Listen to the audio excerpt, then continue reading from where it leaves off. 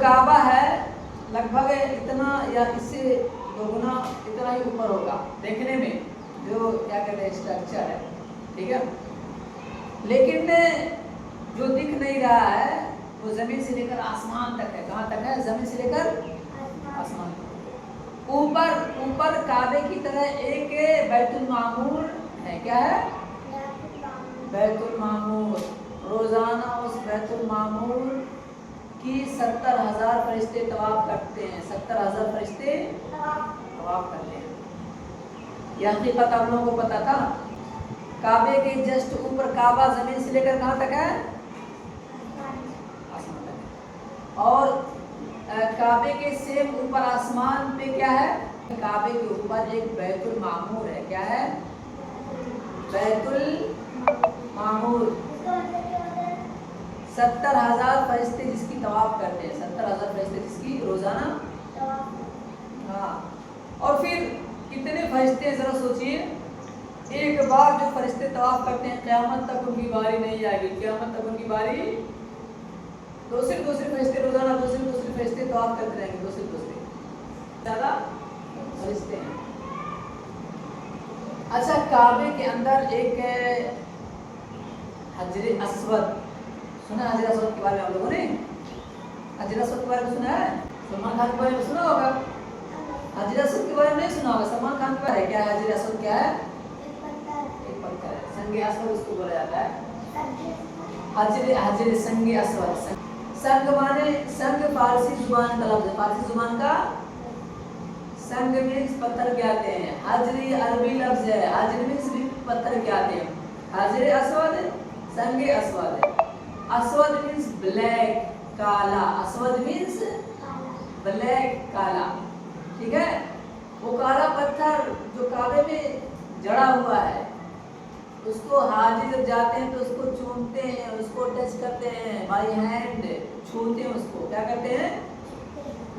छूते हैं, ठीक है। वो हजरे अस्वद पत्थर वो जन्नत से आया था। कहाँ से आया था पत्थर? वो पत्थर जन्नत से आया था, ठीक है। सोचिए जरा, पत्थर कहाँ से आया था? जन्नत से। वो जन्नत का पत्थर छूने की किसकी चाहत नहीं होगी? हमारी भी चाहत होगी कि जन्नत का जो पत्थर उसको हम छूए।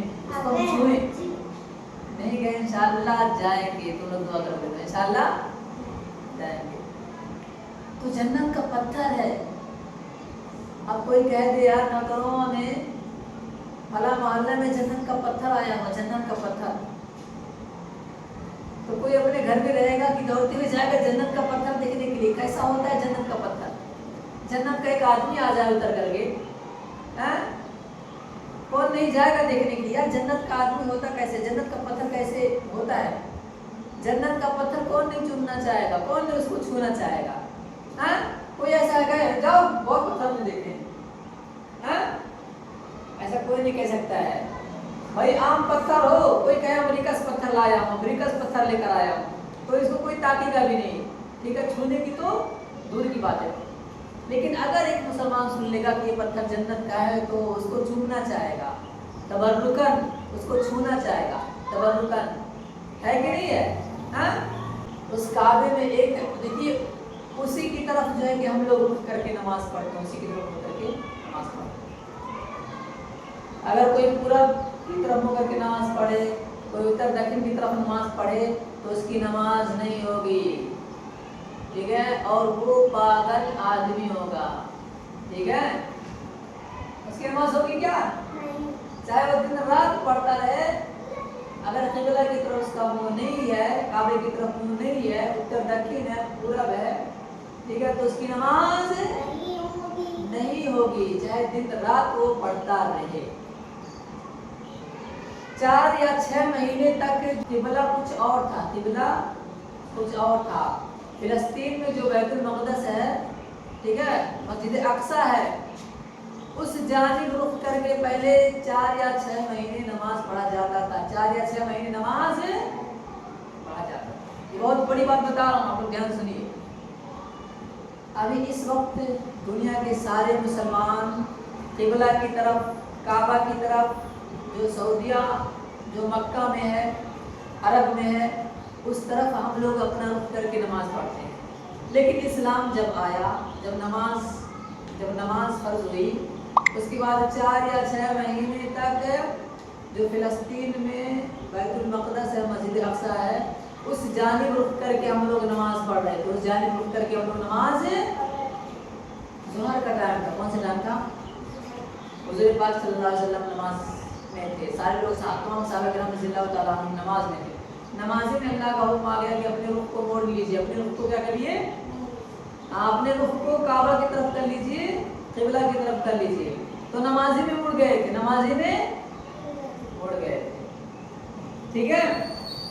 آپ صلی اللہ علیہ وسلم جس مسجد میں تھے، تو آپ جب مڑے تب تمام صحابہ کرام رضی اللہ تعالیٰ عنہ مڑ گئے، کعبہ کی طرف رخ کر لیا. لیکن دوسرے مسجدوں میں لوگوں کو پتہ نہیں تھا، تو ادھر ہی کر کے جدھر پڑھ رہے تھے رخ کر کے ادھر ہی رخ کر کے نماز پڑھتے رہے. تو الگ الگ مسئلے ہیں. اگر آپ ٹرین پہ ہیں، اگر آپ ایسی جگہ ہیں پتہ نہیں چل رہا کہ ادھر سورج نکل رہا ہے کدھر ڈوب رہا ہے، تو وہاں کیسے نماز پڑھیں؟ بس میں کیسے نماز پڑھیں؟ ٹھیک ہے.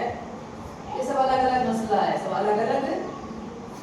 یہ تمام مسائل کو ہمیں جاننا چاہیے. تمام مسائل کو ہم لوگ رخ کعبہ کی طرف کر کے، قبلہ کی طرف کر کے نماز پڑھتے ہیں. لیکن ایسا مطلب نہیں ہے، اس کا یہ مطلب نہیں ہے کہ اللہ کعبے کی طرف ہے.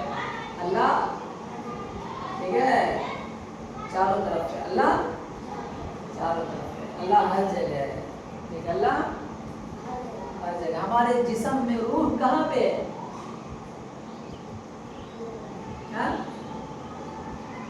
روح ہے. ہمارے جسم میں روح ہے نا. روح کہاں پہ ہے؟ پورے شریر میں.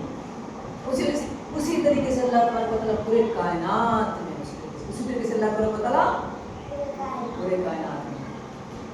اب یہاں ہمیں چوٹ لگے درد ہوتا ہے، یہاں بھی چوٹ لگے پھر بھی درد، انگلی میں یا انگوٹھے میں، انگلی میں یا انگوٹھے میں، اوپر سے نیچے کہیں بھی ہمیں چوٹ لگے درد کا احساس ہوتا ہے. اسی طریقے سے پورے کائنات میں کہیں بھی کچھ ہو رہا ہوتا ہے، کچھ بھی ہو، اللہ کو علم ہے اس کا. اللہ کو اس کا علم ہے. اللہ کون ہے؟ کالی پہاڑ پہ کالی چونٹی کالے اندھیرے رات میں بھی چلے تو بھی اس کو اللہ جانتا ہے، اس کو دیکھتا ہے. اس کی چونٹی کا جو پیر ہے، اس کے چلنے کی جو آواز ہے، دھمک ہے، اس کو بھی اللہ جانتا ہے. اس کو بھی اللہ. سوچو اللہ کتنا بڑا، اللہ کیسا، اللہ کتنا پاورفل ہے کہ نہیں؟ ہم اور تم کیا یہی پتہ نہیں کہ چونٹی ہے کہ نہیں پتہ ہے، کتنے دور پہ.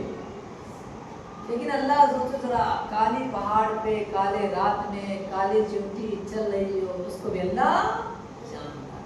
اس کو بھی اللہ جانتا ہے. یہ میرا اللہ، اللہ اکبر، سب سے بڑا. یہ ہے انم علیم بذات الصدور.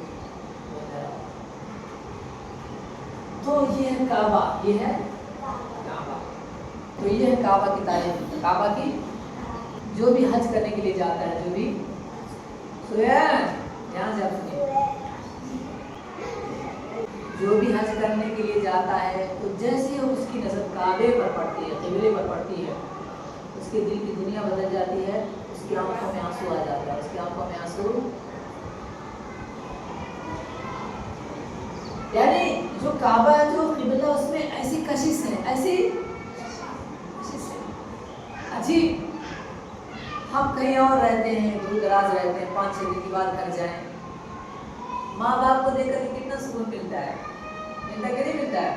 ماں باپ بھی 1 ہفتہ کے لیے کہیں چلے جائیں، 2 ہفتے کے لیے چلے جائیں، کتنی پریشانی ہوتی ہے.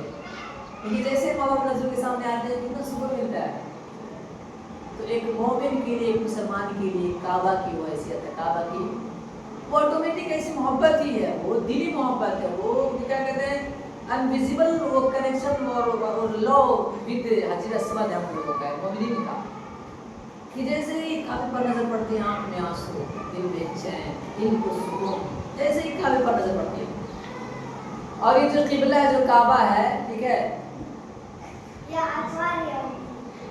بہت قیمتی بات بتاؤں. جو قبلہ ہے، جو کعبہ ہے، جو قبلہ ہے، جو اس کو دیکھنے کے ٹائم دعا قبول ہوتی ہے. اس کو دیکھنے کے ٹائم دعا قبول ہوتی ہے. तो काबा जब भी देखा जाए तो दुआ किया